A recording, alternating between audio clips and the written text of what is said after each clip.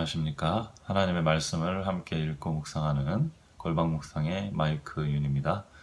오늘은 마가복음 6장 45절로부터 52절에 나타나 있는 예수님께서 무리를 걸으시는 이야기에 대해서 함께 묵상을 해보려고 합니다. 먼저 하나님의 말씀을 읽고 시작해 보도록 하죠. 예수께서 즉시 제자들을 재촉하사 자기가 무리를 보내는 동안에 배 타고 앞서 건너편 벳사다로 가게 하시고 무리를 작별하신 후에 기도하러 산에 가시다. 저물매 배는 바다 가운데 있고 예수는 홀로 무태에 계시다가 바람이 거스림으로 제자들이 괴로이 노젓는 것을 보시고 밤 사경쯤에 바다 위로 걸어서 저희에게 오사 지나가려고 하시매 제자들이 그의 바다 위로 걸어오심을 보고 유령인가 하여 소리 지르니 저희가 다 예수를 보고 놀람이라. 이에 예수께서 곧 더불어 말씀하여 가라사대 안심하라 내니 두려워 말라 하시고 배에 올라 저희에게 가시니 바람이 그치는지라. 제자들의 마음에 심히 놀라니 이는 저희가 그 떡 떼시던 일을 깨닫지 못하고 도리어 그 마음이 둔하여졌음이로라. 네, 어제 영상에서 이 오병이어의 기적을 우리가 다뤘는데요. 그 오병이어의 기적이 굉장히 특별한 의미를 가지고 있다고 제가 말씀을 드렸습니다. 요한복음에서는 그래서 이 표적이라고 설명을 하고 있습니다. 기적과 표적은 좀 다른데요. 기적은 그냥 미라클입니다. 그래서 놀라운 일을 벌어진 것을 말하는 거고, 표적은 어떤 사인을 주기 위해서 그런 일을 벌인 것이죠. 똑같이 기적을 일으켰지만 내가 누구라는 것을 알려주기 위한 사인으로 그것을 보여준 것입니다. 그래서 오병이어의 기적은 예수님께서 특별한 사인으로 그것을 주셨는데 그것은 사람들을 육적으로도 먹일 뿐만 아니라 영적으로도 먹일 수 있는 존재, 영적인 말씀이 육화된 그 존재, 바로 예수 그리스도이심을 드러내기 위한 사인이었습니다. 그렇지만 그것은 또 이스라엘 백성들에게는 모세를 연상시키는 사인이기도 했었죠. 모세가 광야에서 백성들을 만나와 또 메추라기 떼로 먹였던 것처럼. 그러나 사실은 모세가 먹인 것이 아니라 하나님이 먹이셨던 것이고 그 일도 감당하셨던 분이 바로 예수님이셨던 것이죠. 그래서 예수님께서는 이 오병이어의 기적을 굉장히 자신을 따라 나온 불쌍한 군중들에게 그들의 허기를 채우기 위해서 이런 일을 벌려주시기도 했지만은 사실 이 내면에 이런 일을 통해 더 깊은 깨달음까지 가시기를 좀 사람들이 이해를 얻기를 기대하셨는지도 모릅니다. 그러나 사람들은 그런 기대에 미치지 못했습니다. 예수님께서 그들을 떡으로 배불리자 그들은 예수님을 바로 그들의 정치적인 필요를 채워줄 메시아로 기대를 해버리기 시작했습니다. 그래서 여기 45절에 보면은 예수님께서 급히 제자들을 재촉해서 무리를 해산시키십니다. 네, 빨리 그 모임이 흩어지도록 만드시죠. 예수님이란 존재, 또 예수님의 기적의 의미가 퇴색되지 않기를 예수님께서 원하셨던 것이고 그것이 굉장히 위험한 것이라고 예수님은 생각하셨던 것 같습니다. 그래서 제자들을 배에 태우고 일단은 게네사렛 방향, 벳세다 방향으로 가라고 하면서 건너편 방향으로 가라고 하면서 배를 태워서 보내고 예수님은 사람들을 보내면서 그 다음에 홀로 남아 산에 올라가서 기도하셨습니다. 예. 뭐 장면이 이렇게 간단하게 설명되어 있지만은 우리가 이렇게 깊이 좀 생각을 해보면 예수님께서 굉장히 걱정하셨던 것을 알 수 있어요. 지금 모여서 제자들도 다른 생각을 품게 되고 백성들도 다른 생각을 품게 되었던 것이고 예수님은 그에 대해서 굉장히 우려하셨던 것입니다. 백성들이 예수님한테 대한 기대는 어떻게 변해갔을까요? 예수님이 병자를 치료할 뿐만 아니라 죽은 자도 살리시는데 거기에다가 5,000명이 넘는 사람들도 먹일 수 있다. 이런 지도자를 사람들은 원했겠죠.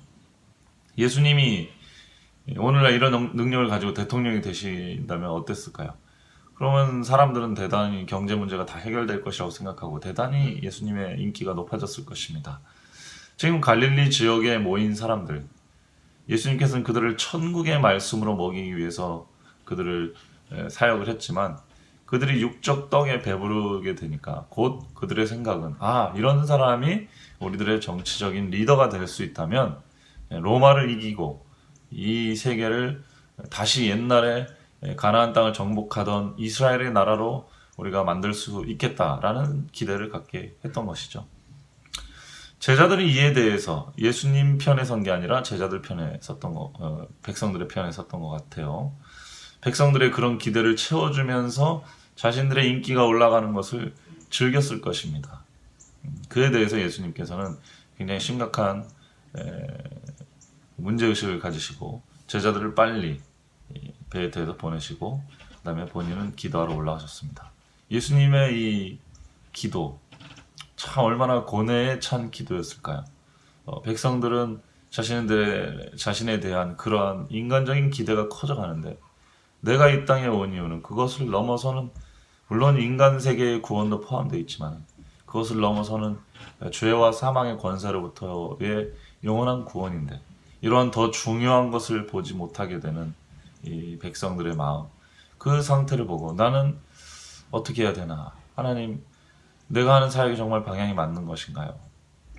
예수님 올바른 길을 걸어가셨지만 사람들의 이러한 기대치 못한 잘못된 반응에 예수님께서는 기도로 그 문제를 돌파할 수밖에 없었습니다.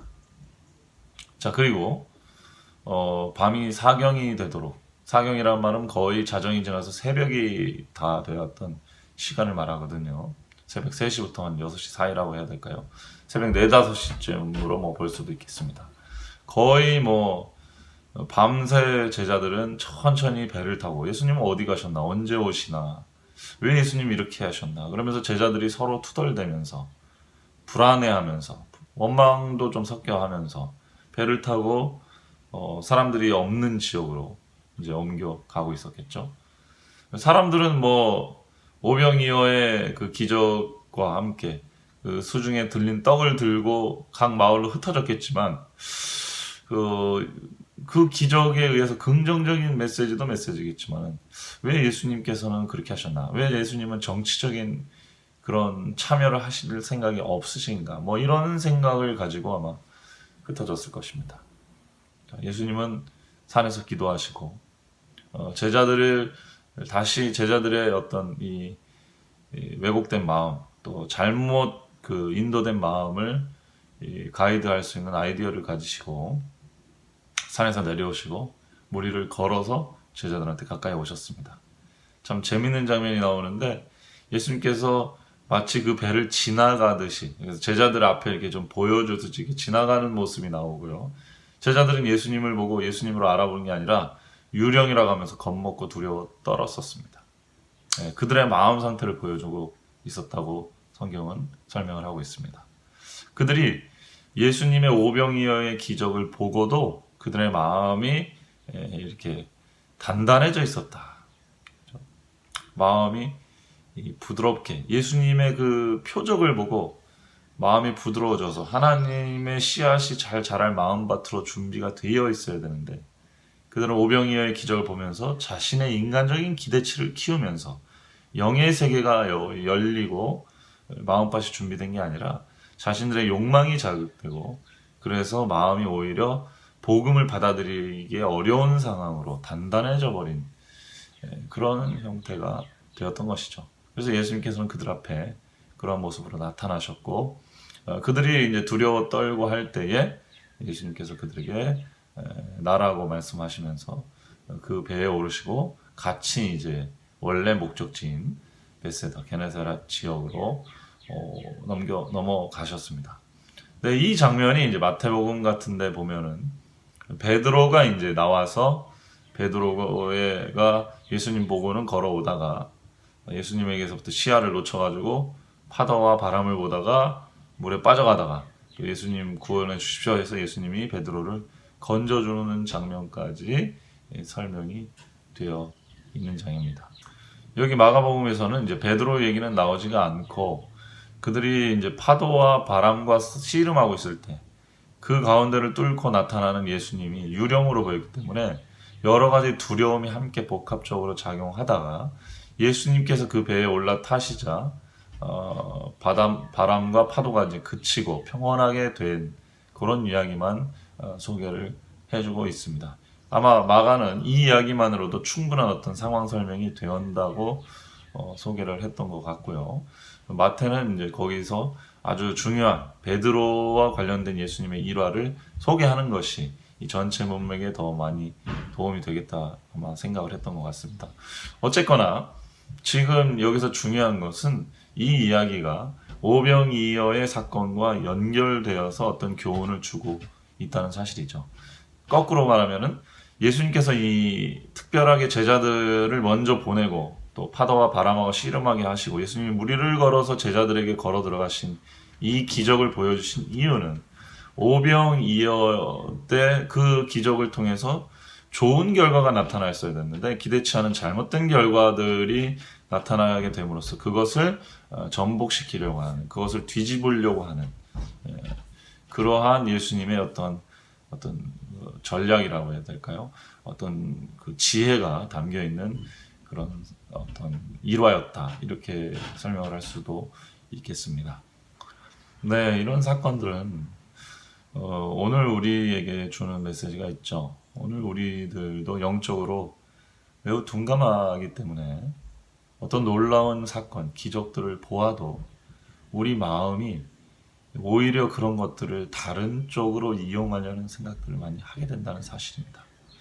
그래서 종종 우리는 어려움이나 혹은 그 인생의 파도를 만날 수밖에 없게 돼 있어요. 그 속에서 우리의 마음에 더 중요한 것이 무엇인지 떠오르게 되고 우리 마음의 인간적인 욕망들이 조금 2차적인, 3차적인 불필요한 욕망들은 좀 사라지게 되죠. 제자들이 배를 타고 바다 위에 있을 때 거기서 혼란을 경험할 때는 그들은 예전에 한번 그런 경험을 했죠.